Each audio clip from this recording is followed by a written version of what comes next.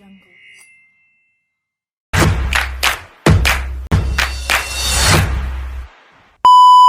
Assalamualaikum warahmatullahi wabarakatuh. Kami dari kelompok 4 yang terdiri dari saya sendiri, Lailatul Hidayah. Saya Kania Kansa Bakri dari kelas Teknologi Pendidikan B Angkatan 2021. Saya Vina Fitrotunisa dari kelas B Program Studi Pendidikan Guru Pendidikan Anak Usia Dini. Nama saya Fahri Akbar dari Teknologi Pendidikan kelas B. Kami akan membahas mengenai perkembangan masa kanak-kanak awal.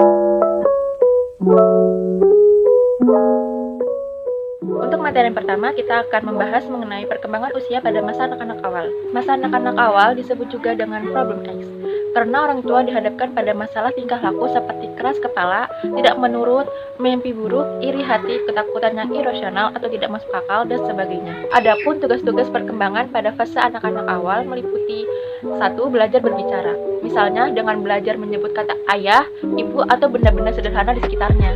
Yang kedua, belajar membedakan jenis kelamin.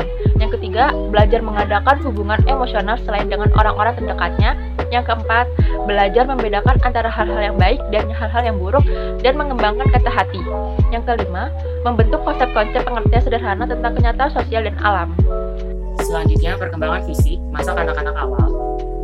Perkembangan fisik masa kanak-kanak awal ditandai dengan anak usia 2 tahun sampai 6 tahun yang dilandaskan dengan pertumbuhan tinggi badan, berat badan, otot, gigi, tulang, dan lain sebagainya. Selanjutnya ada perkembangan fisik berpengaruh pada perkembangan peserta didik.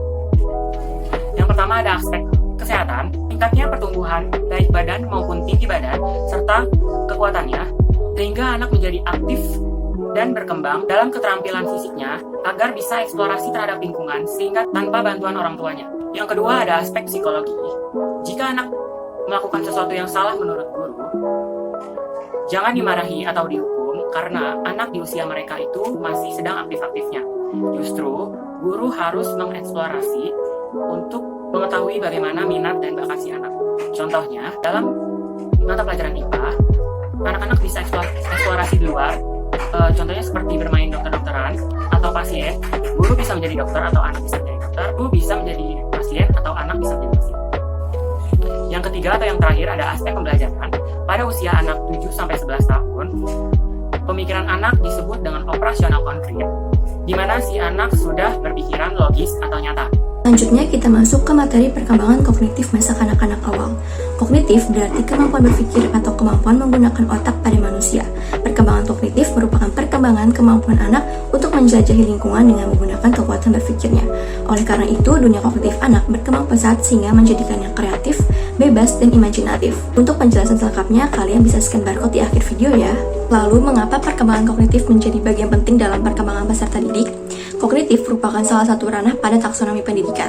Ranah kognitif adalah ranah yang mencakup kegiatan mental. Perkembangan kognitif anak akan melibatkan proses belajar yang maju secara terus-menerus, khususnya saat usia 6 tahun awal. Perkembangan tersebut sangat penting agar anak mampu mencerna informasi, mengevaluasi, menganalisis, mengingat, dan memahami hubungan sebab akibat. Terdapat 5 aspek perkembangan kognitif yang berpengaruh pada perkembangan peserta didik. Yang pertama, aspek kesehatan. Untuk sukses memiliki anak yang cerdas, penting untuk memperhatikan nutrisi anak. Beberapa jenis makanan yang memiliki kandungan nutrisi sangat baik bagi perkembangan otak anak. Yang kedua, aspek psikologi. Salah satu faktor psikologis ialah lingkungan atau tempat anak tumbuh dan berkembang. Pada masa kanak-kanak ini, mereka akan melihat bahkan meniru perilaku orang-orang di sekitarnya, terutama perilaku orang tua. Yang ketiga, aspek pendidikan. Kognitif berarti kemampuan berpikir. Dalam perkembangan kognitif, otak sang anak sudah berkembang dan memiliki kemampuan berpikir, mengingat, dan belajar berbagai hal. Pada masa ini, anak telah mampu meningkatkan penggunaan bahasa dengan menirukan perilaku orang dewasa. Yang keempat, aspek pembelajaran. Peserta didik memerlukan bimbingan dan arahan yang jelas untuk menuju ke arah titik optimal kemampuannya. Dan yang terakhir, fase perkembangan kognitif masa kanak-kanak. Seiring perkembangan dan pertumbuhan seseorang akan diikuti dengan cara berpikirnya yang dimulai dari anak-anak, remaja, hingga dewasa. Hal tersebut menunjukkan perbedaan umur sangat memengaruhi intelektual seseorang dalam menerima dan mengolah informasi, sehingga cara berpikir akan terbentuk. Materi selanjutnya yang akan saya jelaskan yaitu mengenai perkembangan sosio-emosional. Perkembangan sosio-emosional merupakan perubahan yang terjadi dalam hal interaksi sosial atau hubungan dengan orang lain seperti perubahan pada emosi anak. Perkembangan sosio-emosional yang terjadi pada anak usia prasekolah sampai memasuki masa sekolah dasar merupakan fondasi atau waktu yang sangat penting bagi anak agar dapat mengembangkan sosio-emosional supaya menjadi lebih kuat dan siap menghadapi perkembangan selanjutnya yang lebih rumit. Kemudian ada beberapa aspek yang mempengaruhi perkembangan sosial emosional pada anak. Yang pertama, aspek yang mempengaruhi perkembangan sosial emosional anak yaitu aspek kesehatan. Karena kesehatan yang baik akan mendorong emosi yang menyenangkan menjadi dominan, sedangkan kesehatan yang buruk akan menyebabkan emosi yang tidak menyenangkan menjadi dominan sehingga anak menjadi tidak berkonsentrasi dalam belajar. Aspek selanjutnya yaitu aspek psikologi.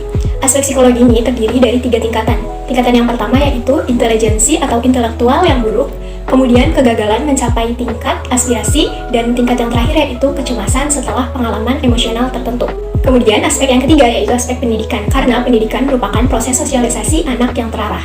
Keempat yaitu aspek pembelajaran. Aspek pembelajaran ini memiliki peran dalam perkembangan sosial emosional anak, yaitu dilihat dari dalam maupun luar proses pembelajaran anak dalam kelas.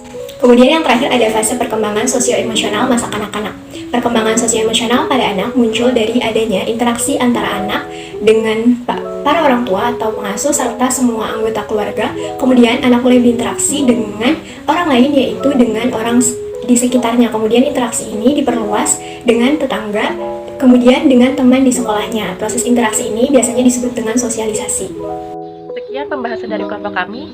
Semoga dapat dimengerti dan mohon maaf jika terdapat kesalahan dalam penyampaian yang kami berikan.